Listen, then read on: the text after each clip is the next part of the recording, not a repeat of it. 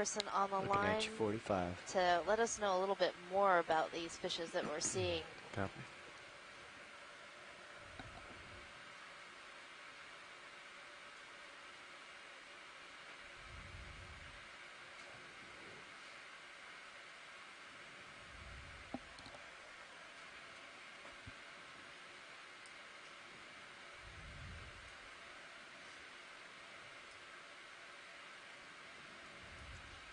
But if you're just joining us, welcome to the our expedition called Deep Connections, exploring the Atlantic canyons and seamounts of the United States and Canada. We are doing what is called transboundary exploration, starting in Canadian waters and then making our way down into U.S. waters, exploring the deep sea communities across this geopolitical boundary, because the ocean knows no boundaries. These animals don't understand that, you know, one section of the ocean might belong to a country or another country. And these communities are connected. And what we're trying to understand here is how the communities are connected and how they change with different geospatial locations. So the things that we're studying, the canyons and the seamounts, are connected with these different populations of animals, even though they're actually very spatially separated. And that's because even though sessile organisms like corals and sponges can't move from place to place like fishes, their larvae can. And that's how these animals can be transported from one location to another. And that's how these populations are actually one large population. I think they're after the... Got a lot of guys here. Plankton attracted too. So not only are we looking for our deep connections between canyons and seamounts, we're also looking to strengthen our connections between countries, because our oceans are what connect all of us together. I want to work a little bit more in front of me. I'm looking at you 65 degrees. Okay.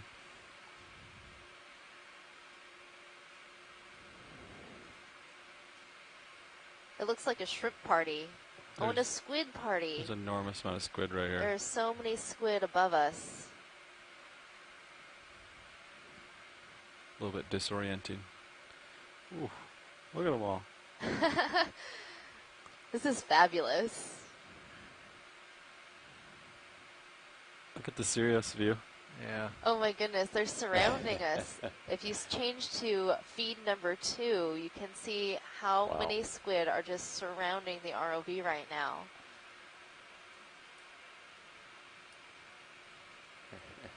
Wow.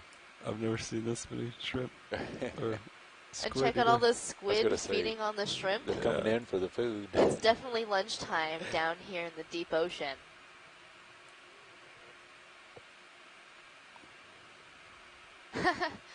Is there a squid on the camera? I don't know.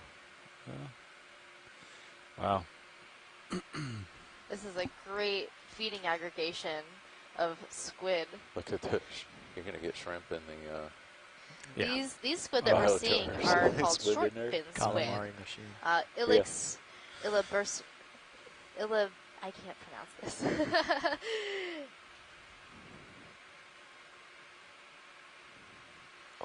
Some of these scientific names can be challenging to pronounce. Look at your axial there. But these short fin squid are quite abundant at these depths and are commercially important squids. Oh, got one in it, did you? They often are seen lounging on the bottom during the day and will travel in these large groups. Wow, looking forward. Hey, Mike Vecchione here. Hi, Mike. Can you help me with that scientific name pronunciation? You can see why the ilex is a commercially valuable species. For sure. You seem to have. Yeah, it's a lot of music blood in the water swimming around in the water there. But you're seeing some nice behavior because they're feeding on the crustaceans that are attracted to the lights of the sub. Kind of coming back. Looks like they got Scared them. Looks like the ship's about to stabilize. Yeah, I've seen this behavior at night when we're diving and the ROV might be in the water on another vessel. Yeah. During our operations, we usually dive during the day, but if you were to dive at night, the lights from the ship attract squid and shrimp Bridge nav to received. the back, Thank you, sir. where the lights are shining That in last the move's water, complete, Oh, you guys. got a and faulted you can vert see there, and watch sport. them feeding. I already reset it once. Oh. That was chowder day. Yeah, I wonder, Yeah. are you getting a good enough look at the crustaceans to tell whether they're shrimp or euphausids? Might be krill, in other words. Oh, yeah, they might be. I can't really tell. They are kind of swimming more like krill. Hey, do you come in? If you can get a good one in focus and get a screen grab off of it, it should be pretty easy to tell them You come apart. wide. Yeah, well, the hard part is getting them to stay still long enough. So that last move's complete. Yeah, I know. Guys. Yeah, puts us probably just. Anyhow, it's well, a D2 is fairly probably coming good-sized up on school. waypoint 2 now. aggregating Yeah, around we the probably south need to keep enough. it moving here. I Yeah. think that was The fisherman came along and Yes, it towed the net is. through there. As long as it's valuable looks haul. good to you guys. Definitely, and fishing is one of those things wanna that do could another impact 50 meters, the or- at the least, Vazella sponge grounds when we find maybe them. even 100, So, frankly. You know, we know that Want to these do 100 squids and and then these like an easy shrimps stop if are we see found something? at these depths, Yeah, I but think also a that's very better than important to start, bottom stop. Yeah. communities It's are always a big, found long here one, too and that could be Basically, impacted if by fishing. science calls out, that's when we want to stop. Right, Yeah, so you yeah. wouldn't want That's what any the- net We're on or, such a short line. pending on the easy bottom. stop. You want to use midwater Yeah. net to And try and with it being catch flat, the we could back squids. up if we needed Yeah. to. So, okay. We're good. So you want to do 100 meters then? I think so. We keep Okay, saying that's all I had to heads say. us I just towards, thought it was a waypoint cool video 2. with nice. So, Yeah, thanks for Well, calling that's in. just We arbitrary. love we just hearing keep from on you. the same track. yeah, Do you that's happen what, to that's what know the key was. Yeah. what yeah, some yeah. of the fish we We're on were the same seeing page are? there. Okay. That like Uh, flatfish, Pilot, you good the with that? flounder 100 meters? was? I'm good. Well, Okay. Tom Monroe Look would at be the that. one to ask That's so about cool. that. Have you ever seen Send that him too? Bridge nav. An email. Oh, He yeah. probably could tell you. Okay. Yeah, you ready Yeah. for another Highlights move? on, they'll all The come one that to was me, sort so- of Okay, we striped want and to move had a distance of funny-looking 100 eyes with a meters, green eye. 100, Okay, at a that's bearing what I of thought. It looked 345 like a green eye to at me. a speed of 0.2 knots. Some of the flounders are difficult, at least difficult for me to tell apart. But Tom's Roger a that. local Thank you, expert sir. on that. Okay. Yeah, I'll ask him. Okay, All right, thanks. I try not to I'll let the guy be an expert on background fishes. know that they're coming up on it here. Sometimes I know what they are. It's good to have at least a closer identification, even Survey if it's 2 to now. family. Right. Okay, well, I'll let you get back to what you were doing. Okay, thanks. And I'll get back to making my peanut butter and jelly sandwich. So that sounds delicious. Okay, bye. Bye.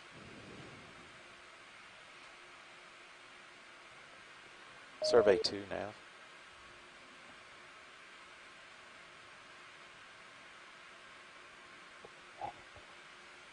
Might try calling Clipper. So that was an Instead. amazing feeding aggregation of squid. Yeah. Uh, Let me see. we're not seeing as many right now we in only the have one Deep Discover science. view, but if you Okay. want to keep your eyes on some of these Which one is squid, she on? do check out the She's, Sirius watch view. lead. Watch You can lead see them 2 swimming is out and around Jeff. our vehicle.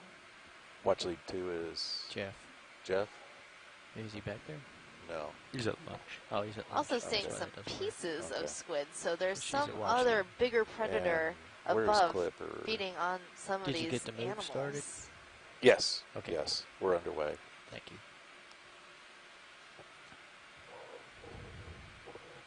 And it is 100 meters, so Yeah. yeah, Great. we'll truck right along. Pilot, can we zoom in on that white piece right in the bottom of the screen? I believe that's a squid. Is Looks that like squid? dead squid. Okay, yeah, I think you're right. Yeah. I was hoping it was a fish, Yeah. but something is fitting on these squids. Wow, they're like hiding behind me. It's crazy. I've never seen this many before. Watch lead nav. Now, Just Go for ahead, Nav. fun, video, I'm going to Yeah, I turn just want to let you know some Serial's we are lights approaching back the on first here. We'll see waypoint, what, so we'll be moving along the squid between the do. waypoints. So just call out if you see something. There we go. We've got a long move in, so we'll just bring it to a stop if we need to. And Okay, more sounds light, good. more light. Okay, thanks. Thanks. Oh, that's interesting. And that's what we They all call ran a away. squid photobomb. I think it's because one went through my axle. Yeah. Yeah, every time you chew one up, they all leave. They're like, okay, this is Yeah. bad place. Hey, Okeanos, Mike Vecchione again. Hi, Mike. Okay, lights coming off. I heard you talking about the pieces of squid and that they're drifting down from above. That's probably not another kind of predator. That's probably cannibalism. Oh, They get it going and they'll attack pretty much anything, including each other. so squid also thinks squid is delicious. Apparently so, but they're very wasteful if they're dropping all the parts. Yeah, maybe they'll come back for them later. Well, actually, we've got a paper that's in preparation about the fact that sloppy feeding by squids puts a lot of protein onto the bottom in the deep sea. Well, that brings more food to the bottom for animals to feed on, so you'll probably have more animals at depth. We saw that last year where they were feeding on myctophid fishes and dropping all the heads. So the heads were on the bottom, and we watched benthic fishes eating the heads of the myctophids that were falling onto the bottom. Everything hunky-dory.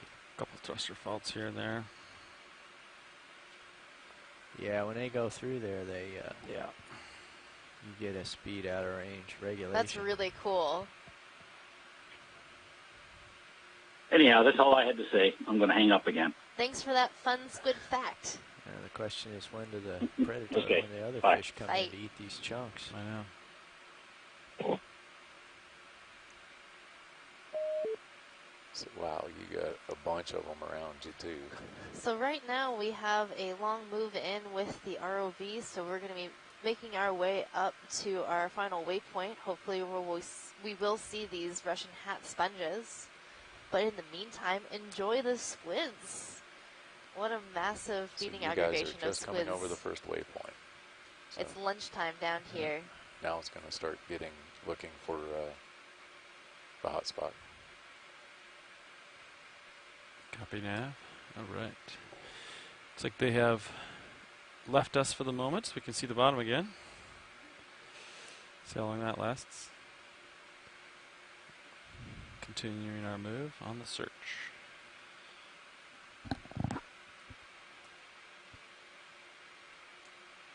Looking 45.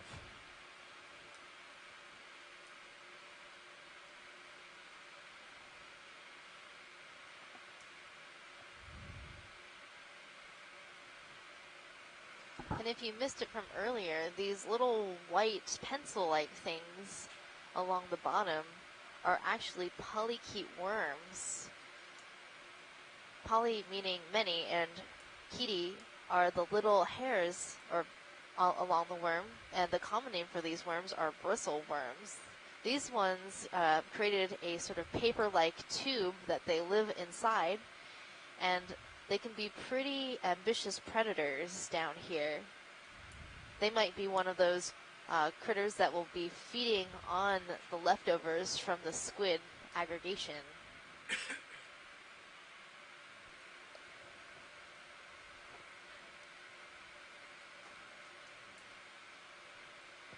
It really is Oh, your Squid friends are Saturday. back. What'd you say, Mark? I said your squid friends are back. Yeah. They really like me.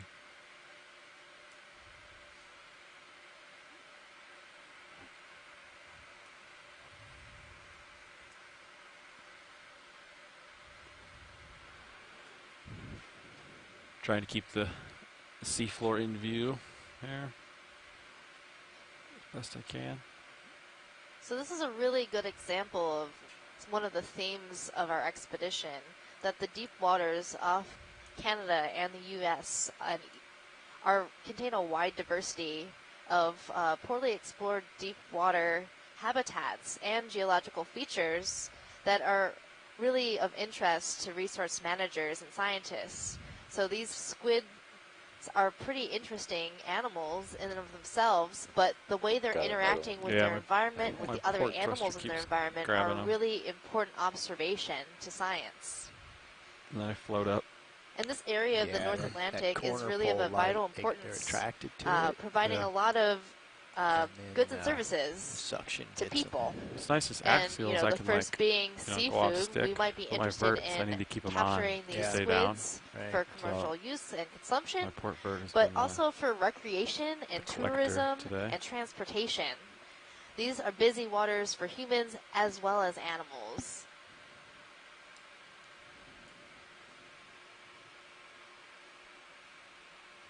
that move's still going, right? We're probably like 50 into it or something. Oh yeah, we're only about halfway. Okay, great. You can see the Titan. See how it vibrates with my thruster? Yeah. I think there's my port thruster has just a little something, making an imbalance. You might have something. And the surveys we do down here are really important to predictive modeling. So predictive modeling is a way for us to understand more about areas of the ocean that have not yet been explored. We know what an area might look like in a certain place. Like right now, we know this is a soft-setted community that's supporting a number of different animals, like squids and anemones, polychaete worms, and fishes. And if we compare this area to other areas that have not yet been explored using what we do know about those areas from bathymetric maps and chemical and physical properties of the water in that area, we can make a guess, basically, of what kind of community we might actually see in these unexplored areas. You have summoned the squid when I was gone, Megan. Well played. I sure did. It certainly is Squid Saturday. These squids have been swimming out and around our vehicle, attracted to the light because all of the little euphausid shrimps are attracted to this light, and they were getting hungry. It's lunchtime. One might call Deep Discover a mobile buffet. And it looks like we have, is that a crab doing a very poor job of hiding behind that enemy right there? Yeah. I think so. Big crab. This crab is a type of crab whose scientific name is cancer. You might know the word cancer because it is the crab sign if you do the whole astrology thing. July 13th, Megan. I am a Cancer. Oh, yeah. And this is that a Jonah crab? Is that what we decided on earlier? Yes. So Jonah crab is its common name, and its scientific name is cancer. Okay, video, we'll let it go. I'm floating off Meaning screen. crab. And we're on the move, so I'll get back under Sirius here. It's 70 degrees. 13 off bottom. And it's getting shallow. We're pulling up.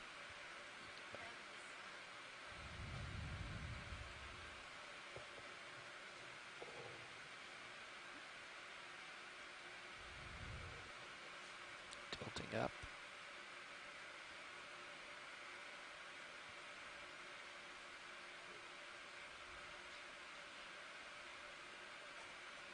Yeah, and I caught the tail end of what you were saying about predictive modeling, Megan, and I think it's a phrase that I didn't use that I probably should have when I was talking a little bit about predictive modeling earlier, but it's definitely best guess. It's just kind of the way that we refer to it in our modeling group in the Naval Research Lab as a placeholder for a true observation of the kind that we're getting right now.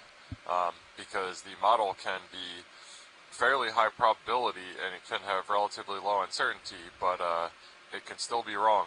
I believe the quote that you used yesterday, which you can't go long talking about modeling without bringing up is all models are wrong, but some are useful. And these habitat predictability models are very useful for us indeed.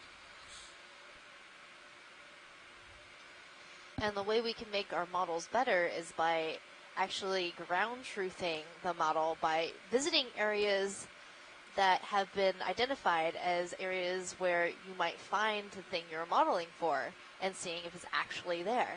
If it is, that tells you, yes, your model might have been right.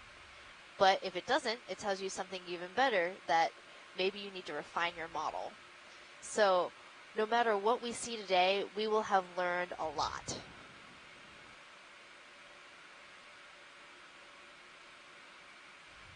Yeah, and that iterative process of running a model and then inputting new data in it and then running it again, that's called calibration.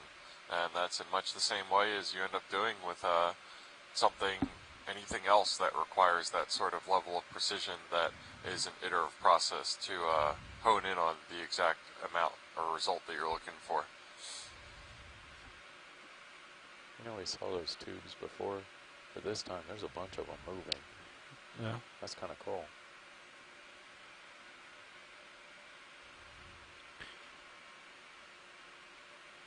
Was the plan to go to a depth and then follow contour, or was it just keep going shallower? Yeah, so And, basically when we get to it's 300, a little bit of that's as high a as they wanna tangent, go. but And it's then just at a that little bit point, of history kind of, behind pick a direction. modeling and observation. Unless, For a again, long if time, you see modelers a and feature observationalist further up, scientists kind of worked in silos. They didn't too much communicate privacy between them, wants to which be advised resulted before we do in that, but a little bit of inaccurate models because modelers weren't quite aware They're saying of that the hotspot field should be conditions or between anything the that two their data that they were waypoints. using were being So- collected in, and the observational And, scientists I'm not getting the zooming in best pretty far context here, for their but results because they I'll would zoom only out, become and, really authoritative, have authoritative knowledge know, on the really small area the that they waypoints collected are stuff quite from. a ways away. And fortunately, that seems to be kind of shifting, in which you Talking have a lot of hybrid scientists who are doing almost both a kilometer. predictive modeling So- as well as observational data, myself included. Copy. Keep moving. And I think that's really the best of And both then just worlds like I said, if we because hit you 300, get then to place your Vazella results kinda into a wants us broader to advise context. them. You're not necessarily partnering with another scientist or another group to do Maybe that, push but ahead at a the little same bit time, farther so you you light know up more what of the went into serious collecting view. the data you got. It's kind of I'm 15 off and I'm intangibles looking about the data. 50 degrees A lot at of you. times it's tangible in the form of metadata that gets ignored by modelers, but both really useful. And so it's just an example of two separate subfields of Yeah, science coming up on that become about more 90 meters useful into to 300, everybody so about 10 if more they're left. used together hand in hand. Copy. That's a really good point, because there's so much you can learn from just observation, but there's so much more you can learn by combining your in situ observations, what we're doing right now, and looking at other data sets like chemical oceanography data sets, or looking at bathymetry. If you just look at the bathymetry and said, oh, well, I know that corals and sponges are found on hard substrate, and you just looked at, say, the backscatter and said, oh, okay, well, this is a hard area, there should be corals and sponges here. You might be right, but there are other factors that go into limiting where corals might be found. Perhaps, they only are growing on top of large Squid are boulders, which coming aren't back. present in the know. area. It's a little But you bugger. wouldn't be able to see that on our bathymetric maps.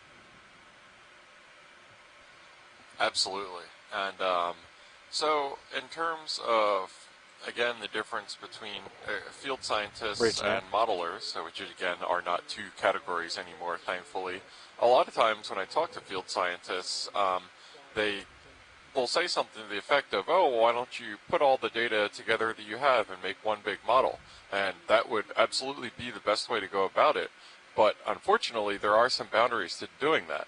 a lot of times, half the problem with science isn't just collecting the data, going out in the field and collecting it. You say we're it's almost being done, able right, to with be the- aware of and discover data that had already been collected let me by just other groups. confirm with pilot And that's a on real the, 21st century heading change, challenge of and, science that we're then dealing I'll with get right right back now. with you. And actually, there's a Thanks. separate division of You guys NOAA, copy, the yeah. NCEI, the National We've got it Center down for this Earth track, Information, Yeah, whose we're entire gonna job keep is to try cranking. to We gotta synthesize and put in make one up easily another 40 accessible meters of location depth, so we gotta keep all of the trucking, data so that whatever they have need been to do is collected make themselves happy. for Once we get the heading interagency changed, we'll get U.S. another government photo. work to start, Okay. but sometimes also housing Bridge, data man. collected by academic groups or, Yeah, in you some want to go ahead cases, and get even that heading international change in, groups. that'd be great, because we are So going to this continue on this track ability, for a what we while. call discoverability, is really critical to doing these large-scale studies, of which the regional predictive modeling of both the Atlantic margin and the Gulf of Mexico are examples of.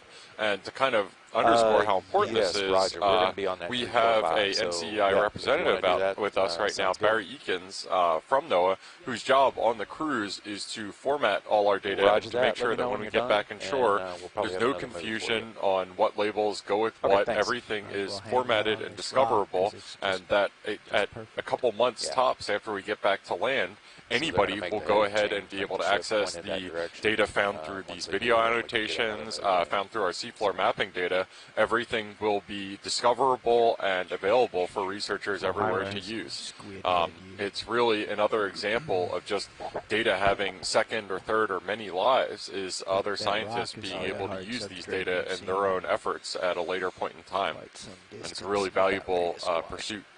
Yeah, It's between my toes. You talking about Yeah. the rock? yeah, Yeah. right between your toes.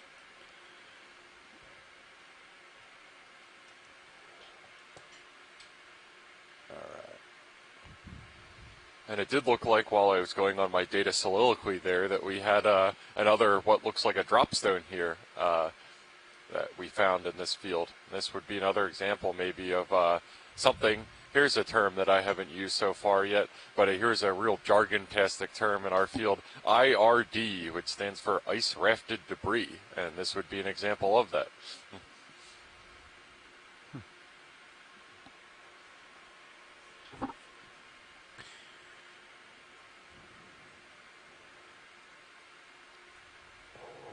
What's Thanks for that term. I had to write it down, you know. dead stuff there. Learn something new every Is day. it dead stuff? Not sure.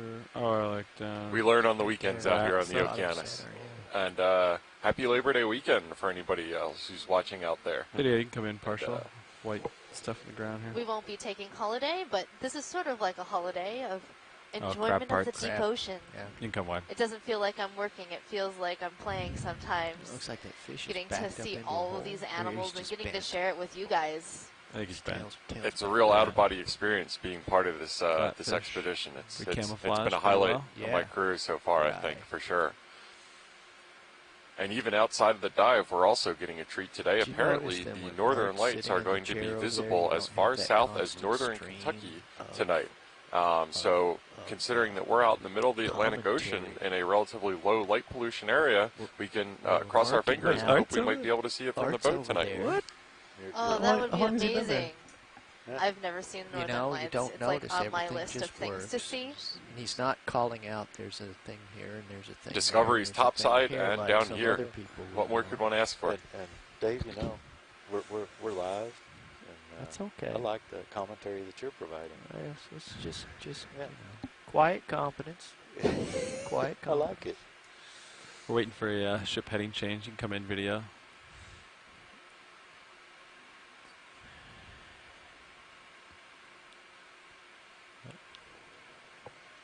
Pilot, I thought I spotted a cup coral down to the left-hand corner.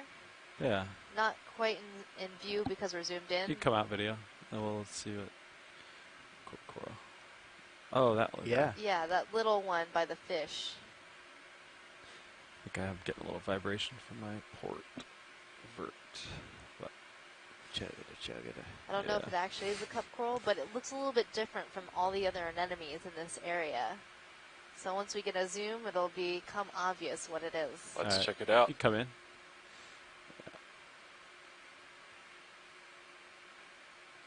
Huh. Come in more if you want. Yeah, I think it's an anemone. It's just a different looking one. I got You got a stuff in my thruster, I You think. got 'cause- stuff in your propeller, yeah. After this shot, I'll clear it. Try to get rid of the shakes. Yeah, you blow it, do a Well, Yeah. it might be a big cup blast coral. off. You think? I can't tell. All right, you ready? But Art? it does Let me go- look like I'm one. gonna go off stick for a second. Just Okay, so we're gonna big, do. big down thrust there, Yeah. or big And up if that thrust, is so to indeed speak. a cup coral, that would be an example of, I'm sure, I haven't looked Guess at who's coming back? the output know. of the deep sea coral predictive model in this particular area. It's definitely one of my verticals. I would hazard a guess that due to the fine substrate, Yeah, the you soft got- you substrate got on the time, by the way. seafloor, We're only the halfway general through area, the that this heading would come chambers. up on a predictive model as low probability for coral presence, and yet we might have presence of coral here anyway. So it's kind of the inverse of what we've experienced with this, the general purpose of this dive, high predicted probability for Vazella, but not observing Vazella. In some cases, you get low predicted probability, and you still end up seeing what you're looking for anyway. Video Well, the serial Vazella slides are gonna sponges be coming on grow here on in a hard second. substrate. Oh, They're a type of sponge in the darn family Rosellidae, which are known to live on hard substrates. Yeah, you're So, laughing at me. With the It's soft happened to you, substrate hasn't it? sediment yeah. area, All right, where's we this? aren't Where's the going to magic be spot? seeing the sponges. There it But is. another Okay, model that they serial had slides coming created on. for sea See if we can pens look at your did predict a high thrusters. probability of sea pens in this area. And if we could get a zoom on serials, please.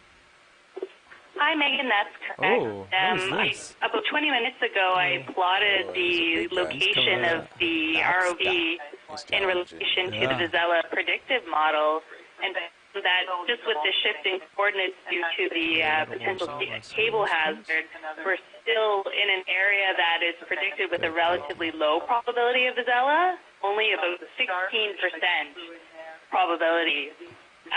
So that Can zoom in if you want. combined or with leave it the wide, lack whatever. of hard substrate, Whatever you want, I video. think it's safe to say in the Yeah. habitat that we're observing right now, we may not see our Vazella sponges. Slides are But if we make it up a little shallower along the line, we might be able to see it. But we are in an area with a higher C-pen probability, so this is great validation for that model. Yeah, thanks for that clarification, Lindsay. I didn't get the memo on the shifting track until this morning, and it apparently fell out the side of my head as soon as I heard it. So thank you for bringing that up.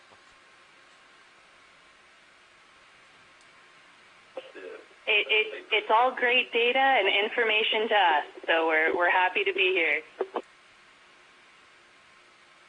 You can come wide. Video. So we are Sure. seeing now in view a nice large lobster. Yeah, this is quite a specimen. It looked like, based off the lasers, about 30 or 40 centimeters long or something like that. So getting up Yeah. over a foot long. Yeah, absolutely. So yeah, that is good size. I believe that would be within bagging size. Bridge nav, go ahead. And I think he's eating something. You can come in. this Art. lobster that we're seeing right now, Megan, is this the same kind that you Okay, might see so in 330 a is restaurant good up here in then, New England or and, Canada? You'll be ready for some moves? I would think so. Okay, stand by. This and, lobster is actually feeding Wow. on a piece of Get with you here in a squid. minute. Wow. So while you were at lunch, Mike Vecchione called in to let us know that when these squids are feeding, sometimes they get a little too excited and will start to attack each other and feed on each other. But they're kind of Pilots the, sloppy ship feeders, settled so on their new heading, their sloppiness Copy. brings food to Yep. the bottom, and that's one of the squid that the lobster is eating. He spit it out, though. He's going back for So this is a really interesting feeding observation. Absolutely. I've previously only seen those real Light delicate and mouth cereals parts of coming crabs back and on. lobsters just kind of sensing the current and all, and this is just really showing how that conveyor belt is just moving along really efficiently to just truck down that delicious, delicious calamari. Indeed. So these feeding appendages are called maxillipeds. And so they have a set of 3 maxillipeds within their mouth. and they help. All those little arms help move pieces of food into the mouth, into those jaws that are right in the center. Yeah, it's apparent that its big, clumsy kind of looking main claws probably wouldn't have too much luck bringing it. So those fine scale manipulators are really doing their job. You can see right here. That tentacle looks delicious. It's tough. Yeah. Had in trouble. Or he's just cleaning it or something. I always found I had to chew it. I pretty preferred well my myself. squid tentacles lightly fried. Well, he's not But having you know, the cooked sushi calamari style's either. pretty good too. Only sashimi in this environment. Hey, Mike Vecchione again. Hi, Mike. Hey, that's a really cool shot of the lobster eating the squid, and I would love to get a frame grab that clearly shows that it's a squid that that the lobster's eating. Most definitely, we will get a frame grab of that. Our videographers are on it. Okay, and in exchange, I'll offer to do one of your web post things. Awesome. We like to hear that. Okay, that's all I had. Thanks. All right, thanks. Bye. And also, now that the initial excitement of the squid meal is going, I can see as well. It looks like those are a couple barnacles riding along on this lobster. Is that correct? Yes, those are gooseneck barnacles that you see on the lobster. A gooseneck barnacle is a little bit different than your average day barnacle, in that it has this sort of long, fleshy part that's attaching to the lobster, and the hard shell part of the animal is at the end of that. It also, I think, spotted a more typical barnacle on it as well. I'm not seeing it right now. Yeah, it's everything down here seems to be always after that hard substrate, and I can't help but imagine that the only thing better than hard substrate is hard substrate that will take you around and take you to interesting new places to eat and all. Did you know that barnacles are crustaceans? I did not know that barnacles were crustaceans. I can add that to the list of things that I learned today. Yeah, so barnacles are actually related to crabs and shrimps. And those little fan-like structures that you're seeing are actually the legs of the organism poking out, and they're how the barnacle feeds. So it's sort of an interesting body plan compared to other crustaceans, because all of its body is contained basically within the shell, and they're sessile organisms. All right, Art, I might try to lift off. Yeah, that's really interesting to know that those are related. So it's kind of cousins riding along in this case. Thank you.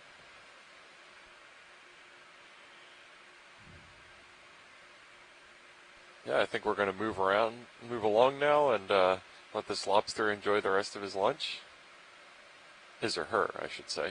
So now let's get that move going. You want to go ahead and do another Yeah, in order to 100 be able to meters? tell Yes. if it's a Go male ahead or and truck female, along. I Yep. believe Yeah, we the gotta best way to climb do it 40 is to meters flip the in lobster our upside depth down here. and look Yeah. at the And, space between the We'll stay thorax with and the same tail. bearing here, so There we're should set be up for it.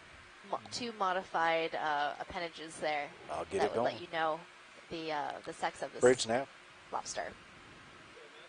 You ready for that move? Okay, distance. Yeah, I know 100 that's the meters, case for 100, crabs, so it wouldn't bearing surprise me if it was also 345, the same for speed lobster of too. 0.2 I remember knots. doing that in biological oceanography lab. And some lobsters and crabs, you can determine their sex Roger that. based Thank you, on sir. the size of their claws. I'm not sure if it is the same for this That move is Canadian in, lobster. guys. Copy that.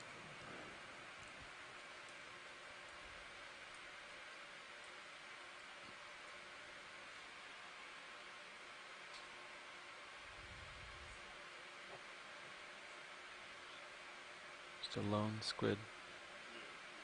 Or if he's damaged. Let him go.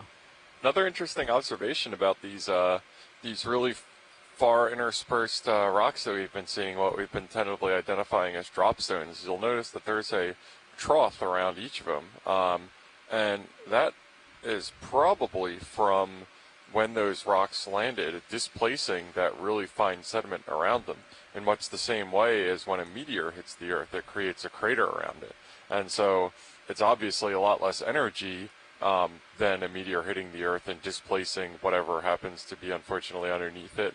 But it's the same principle in that it's displacing that stuff, and because down here it's just this really soft, fluffy sediment that doesn't take much energy at all to move, and because there's not much movement down here in general, you can just see evidence of that occurring.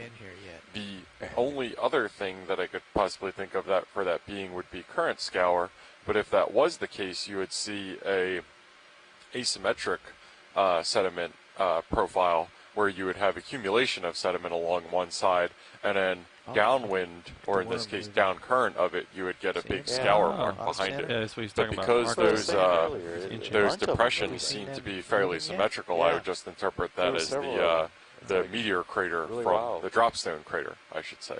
Not a of course, now crater. you go look at it, and it's not going to move. Oh, he'll move. Come in. There he goes. Yeah.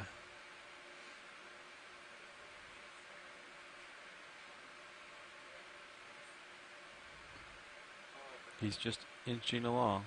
Well, that's a science fiction nightmare creature if I ever saw one. Come in on the head.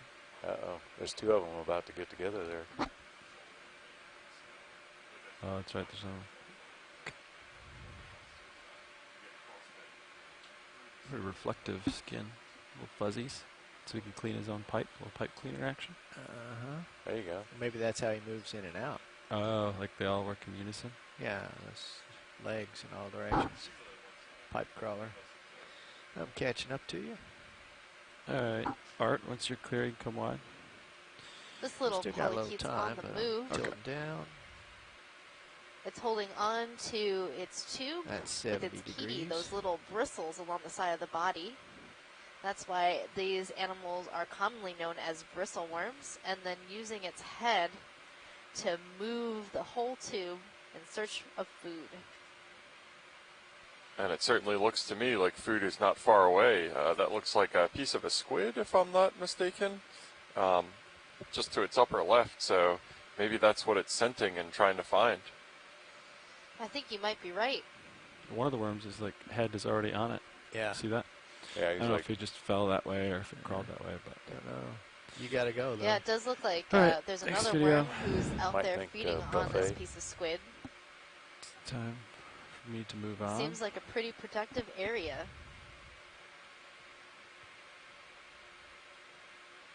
I'd be looking 3, 4, 5.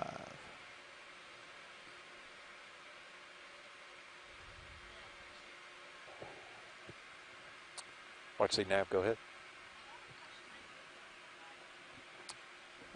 Stand by. Let me update. What do we got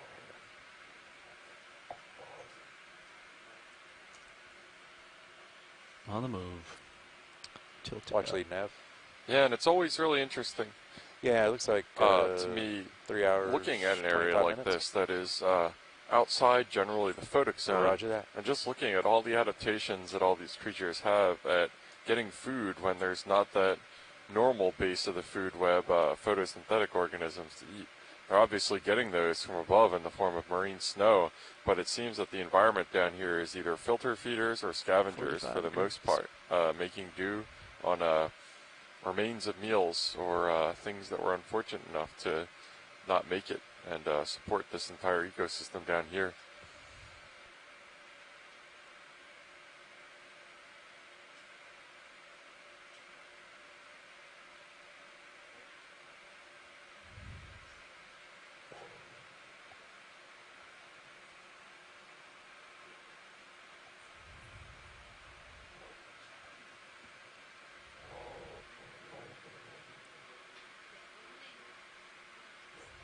What's a group of squid called? A group of squid. Is that a pod? No. I don't know. A ruckus? No. I don't think so. That's birds. School, maybe.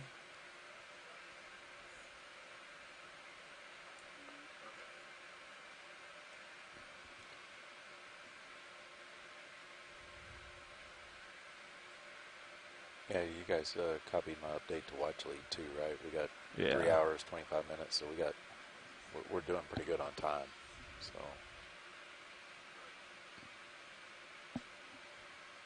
we made these couple of big Yeah, moves, so that looks it's, like a lot of keeps energy right from along. one of the scorpion fish that we've been seeing on this dive. This one is really darting around.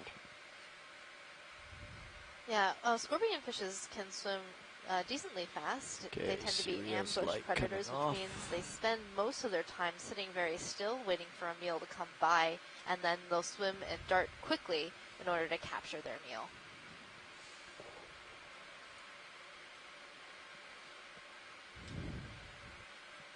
Yeah, and it does look like we're getting into an area with a little bit more substrate. This looks like a rubble field that we're seeing right here.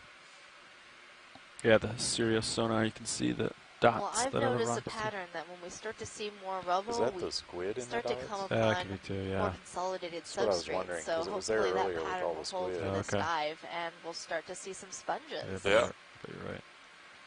It was like whenever the squid came in, that thing would just fill up. Yeah. I'm sure that's what it is.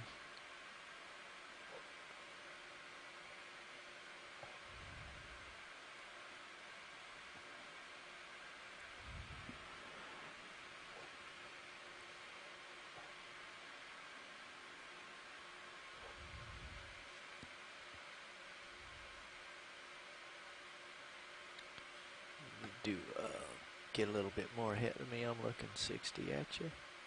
Copy.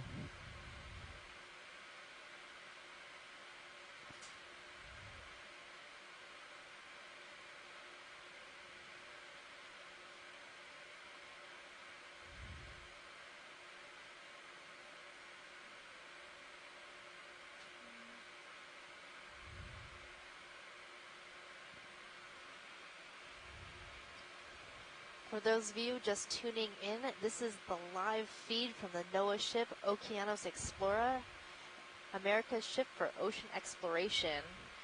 We are currently diving on a site called the Vazella Sponge Grounds. We were looking for these types of sponges called Vazella, also known as the Russian hat sponge. Right now we're seeing a soft sediment community, which is not what we were predicting we would find in this area, but it's also very informative to scientists studying these types of communities, and also Yeah, for we're people who are definitely picking up the predictively squid modeling on Cirrus. communities around the Yeah. world. As soon as they come in. This is the 10th year of ocean exploration by the Okeanos Explorers, so we're happy to be celebrating 10 years of ocean exploration. So if you're just new to tuning in with us, well, welcome, and if you've been exploring with us for many years, we're happy to have you with us.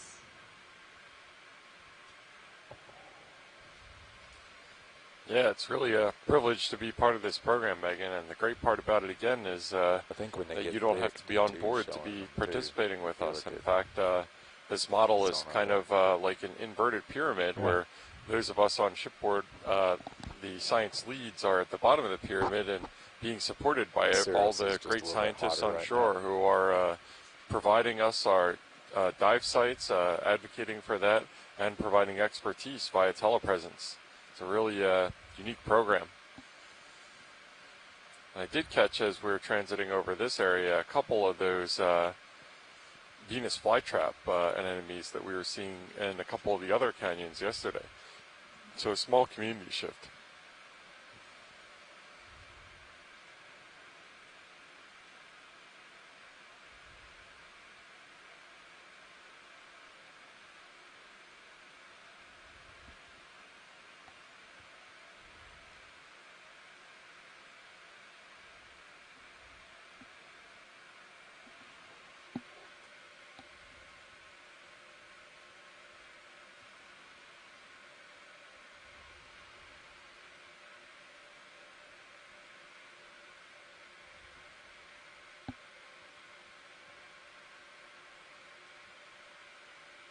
I think we just got hit by a squid, Megan. Yeah. Just ran into you. He hit the windshield.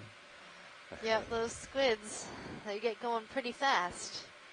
But they can also change direction really fast.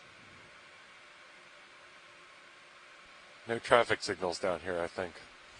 Nope.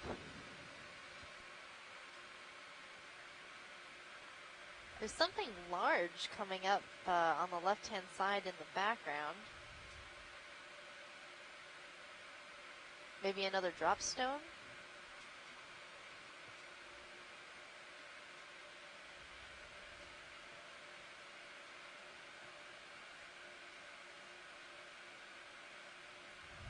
Oh, now I see it better.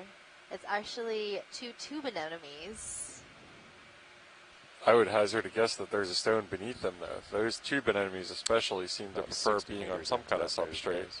And just based on what we've seen about the density of these communities, is where you see a cluster, there's probably not hard rock far away. So those tube anemones are Pachyceranthus borealis.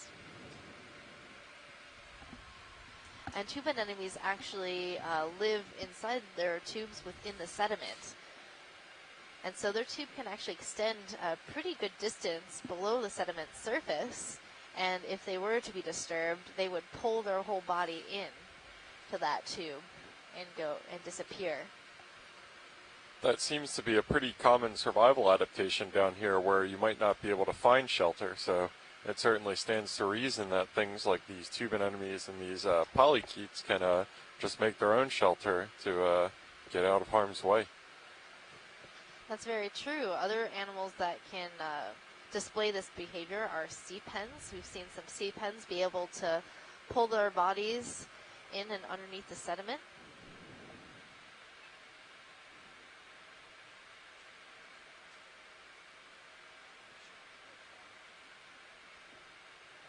Look at that crab go. It's on the move. And this one does have both its claws, unlike the one that we saw earlier. Yeah, really making tracks.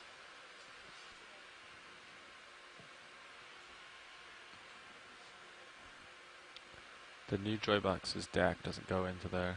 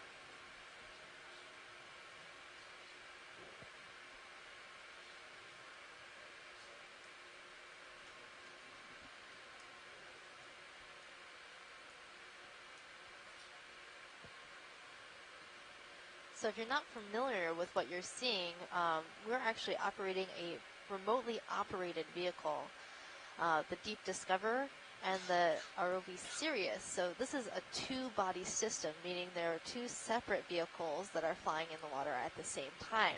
Both vehicles have different jobs. The Sirius is sort of our overwatch vehicle. It looks down at the sea floor, keeping an eye on our tether. That's what connects us to the Deep Discover ROV.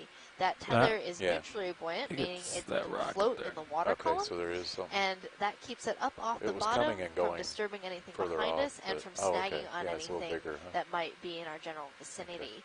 So it's a really important job of Sirius to keep a watch on our environment and on all of our instruments. Oh yeah, it's a little bit bigger, isn't it? Our other ROV, our main workhorse, and the video feed that you're seeing right now is coming from the Deep Discover ROV. So it's equipped with a bunch of different scientific instruments, like a CTD, which measures conductivity, temperature, and depth. Has two manipulator arms for collecting samples. they'll take samples and put them in the basket for scientists to use to identify species, understand genetics and connectivity between areas. Oh, yeah. Amongst some of the few things that scientific specimens are used for. You got about 10 meters left in that move, pilots. So.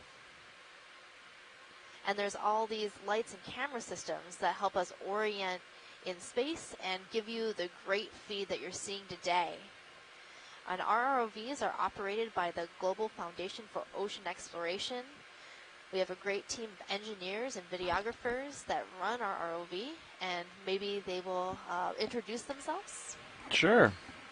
Yeah, sitting in the front row, sitting pilot is me, Levi Unima. To my right, Dave Wright, co-pilot. And on the other end, Mark Durbin, navigator. And Art Howard on shading. And in the video clipping chair, I'm Emily Narrow. and we are all from the Global Foundation for Ocean Exploration. Thanks, everyone. Without these people, this exploration wouldn't be possible. They're the ones driving our vehicle, capturing great stills and videos that you might see on our website, oceanexplorer.noaa.gov. And it puts us about 790 meters. Megan, thanks for that overview, and thank you to the ROV crew for providing introductions and the video crew. So. It was, I should, as just a bit of background, I've only come into the Okeanos program within the past year, even though I have been using Okeanos data for about 5 years now in several of my efforts that use multi-beam bathymetry to interpret seafloor morphology. And it was really striking when I was getting ready to come on board here and looking at the personnel and noticing how many video people there were. That is, needless to say, very unusual for a scientific expedition, but it really makes a ton of sense when you consider that one of the biggest scientific products that we get out of this cruise is the video feed that you're seeing right now.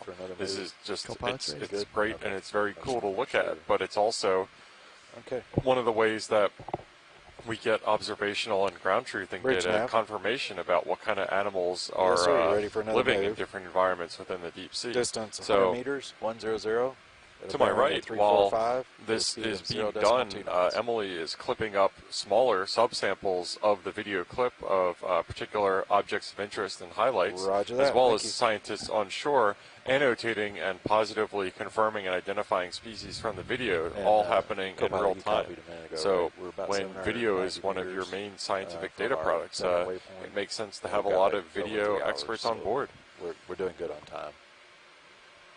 At least right now. And the video that we get from the ROV is among some of the highest quality video that I've ever had the pleasure of annotating. So a lot of my work at the University of Hawaii actually is to annotate these videos that we get from our explorations. And what I mean by annotating is that I will watch the video along with some of my other colleagues, and we will count and identify the organisms that we're seeing, especially focusing on corals and sponges and fishes associated with the bottom.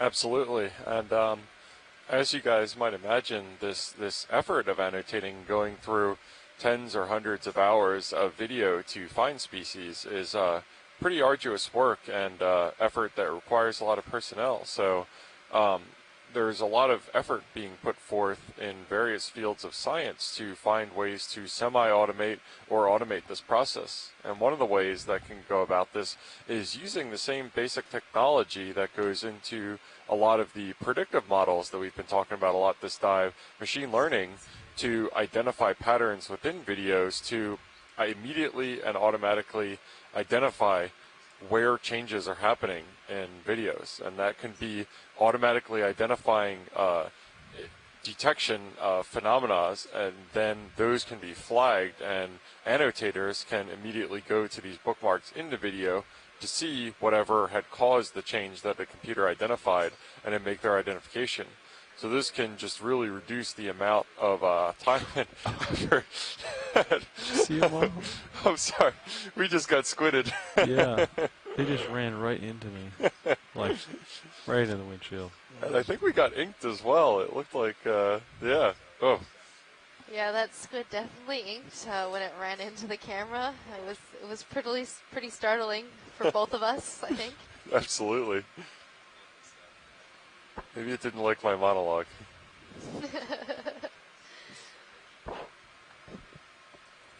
Another thing to note that after these videos have been Floating up a little annotated bit, sorry. by a team, the data coming from our lab at the University of Hawaii is then submitted back to to 3, 4, the 5. Deep Sea Coral in Sponge repository database, and that data is now publicly